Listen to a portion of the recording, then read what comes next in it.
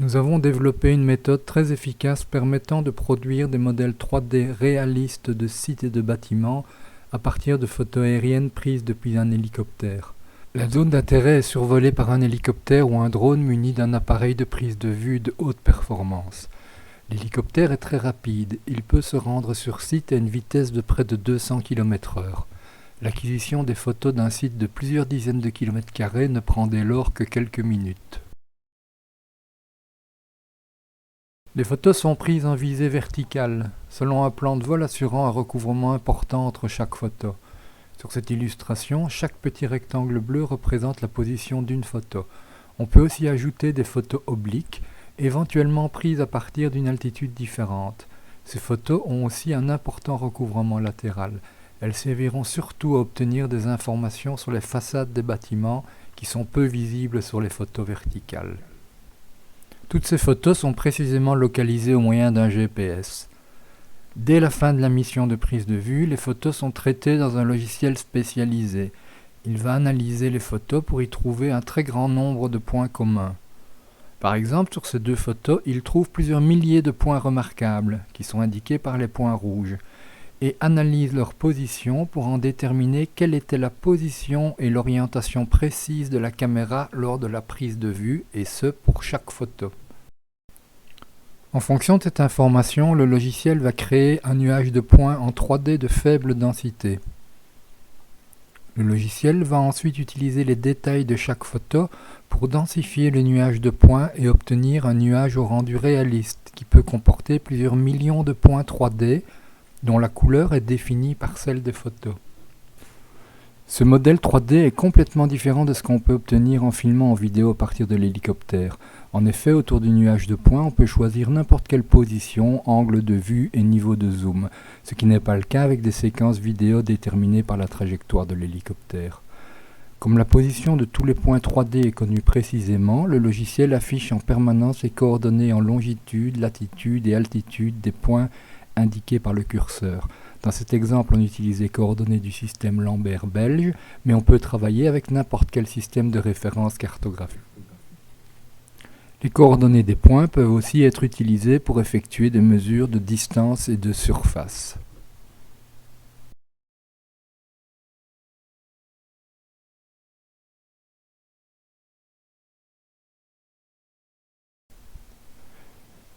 On peut également isoler une partie du nuage de points, comme ce bâtiment,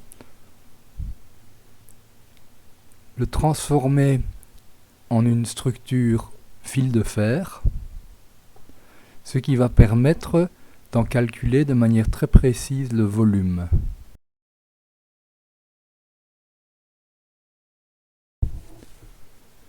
Il est aussi possible de simuler un parcours virtuel dans le modèle en choisissant un itinéraire, une altitude de survol et des angles de vue. Cela permet par exemple de préparer une intervention en milieu hostile ou dangereux. Les données peuvent être transférées sur un système portable de type laptop ou tablette. S'il est connecté à un GPS, l'utilisateur verra immédiatement où il se situe dans le modèle 3D.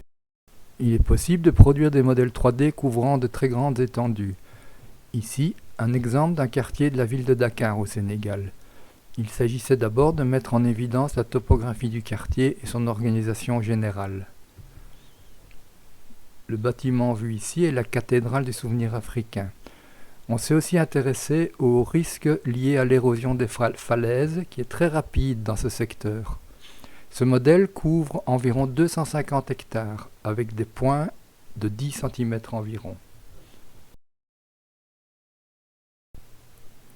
En volant plus bas, on va complètement changer d'échelle, ce qui peut être utile pour une analyse plus fine des bâtiments. Ici, un exemple dans la région de Liège. Le modèle couvre une surface de 10 hectares environ, avec des points de 2,5 cm. Et en volant encore plus bas, on va pouvoir s'intéresser aux détails architecturaux et structuraux d'un bâtiment en particulier. Pratiquement, on peut couvrir des sites dont la taille varie de quelques hectares à plusieurs dizaines de milliers d'hectares, c'est-à-dire plusieurs centaines de kilomètres carrés environ.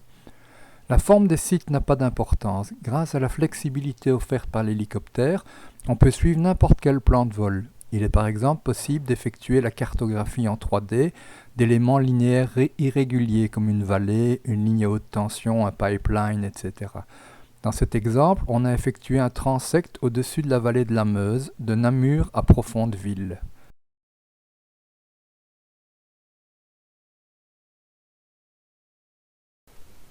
Pour résumer, nous allons passer en revue les principaux avantages de la solution que nous proposons. Le premier est certainement la rapidité de mise en œuvre et l'obtention des résultats en des délais très courts, généralement quelques heures. On soulignera également la flexibilité de cette approche qui nous permet de choisir précisément la date de prise de vue, l'étendue des zones à traiter, ainsi que le niveau de détail souhaité. Les autres avantages sont principalement liés au fait que les données sont géolocalisées. Ça veut dire que pour chaque point, on peut connaître les coordonnées géographiques et l'altitude de l'objet, ce qui permet d'effectuer des mesures de distance, de hauteur, de surface et de volume. Comme les données sont géolocalisées, elles sont naturellement compatibles avec l'utilisation d'un GPS. Elles sont également compatibles avec toute donnée cartographique existante.